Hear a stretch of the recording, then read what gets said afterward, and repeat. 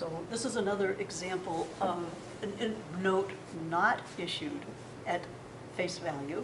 And these are instances where the market rate does not equal, and this is an instance where the market rate does not equal the stated rate of interest on the note.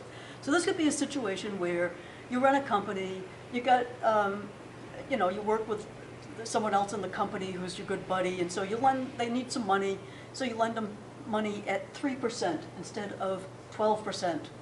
That's not a reasonable interest rate. So this person you're lending money to might have a risk rate of 12%. You're loaning it at an unreasonably low rate. And so we have to account for that. And we use the discount on notes receivable to account for the difference between the stated interest rate, which is unreasonable, and the market rate of interest for the borrower, for the person who's borrowing the money, their interest rate based on their credit history. Okay, so let's look at this example. This is again from the book. Morgan Company makes a loan to Marie Company. I always love it when they use a lot of M's. It just makes it so much less confusing. Anyway, Morgan's loaning to Marie, gets a $10,000 note, 10% annually.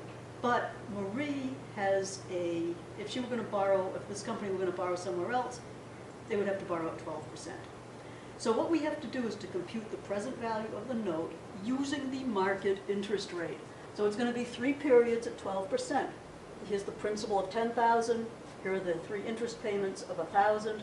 And so the present value, proper carrying value of this note is $95.20, and the discount on notes receivable is the $480. Okay, so it's the difference between the market rate and the stated interest rate. So how are we going to do this? Let's go over and take a look. First, I set up sort of the schedule, and this helps me make sense of these problems. You're going to receive cash at the end of each year, and that's based on the 10% stated rate on the note. That's what these Marie Company is actually going to pay.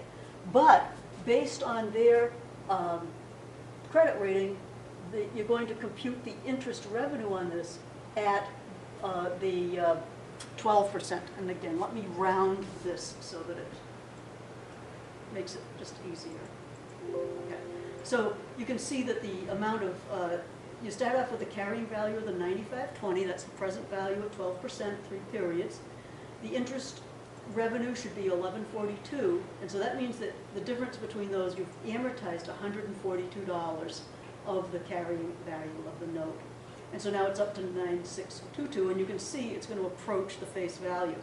The second payment, the interest rate is based on 12% of the $9,662. Difference there is $159, and so forth until we get up to the $10,000 face value at the end of the note. Okay, so you're starting off here, issue date, you've got the note at $10,000. You're paying out this amount of cash, and the discount is $480. So this would be reported on the books at its carrying value of note receivable less discount on notes receivable of $480, and that would give you the carrying value of $95.20. Okay, so then each year you make the proper entries. You're debiting your discount and booking the revenue, and then at the end of the note you would get the cash and the receivables. Okay. You'll notice I have not included the payments in here of the $1,000.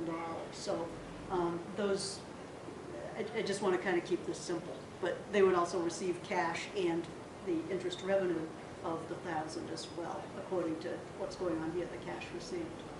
Okay, so this is your interest-bearing notes. Stated rate does not match the market rate. So you've got exercise 713 for homework, and also problem 7.8, which will give you more examples of these to work with that are probably a little bit more complicated than these. Okay.